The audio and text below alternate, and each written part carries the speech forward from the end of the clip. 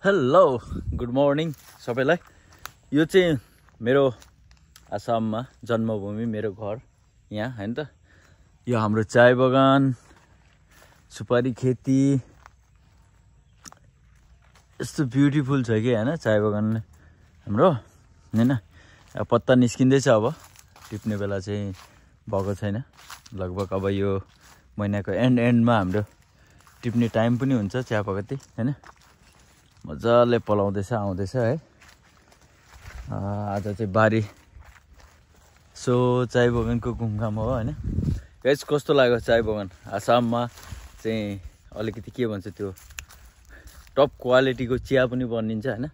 यता चाहिँ यो कलम गरेको काटेको छ भनौँ न, यो कलम गरेको चाहिँ यस्तो हुन्छ है। यो पलाएर चाहिँ पछि यस्तो हुन्छ फेरि हैन। काट्दा यस्तो हो, यो कलम गर्नुपर्छ, एभ्री इयर एकपल्ट काट्नै पर्छ हैन।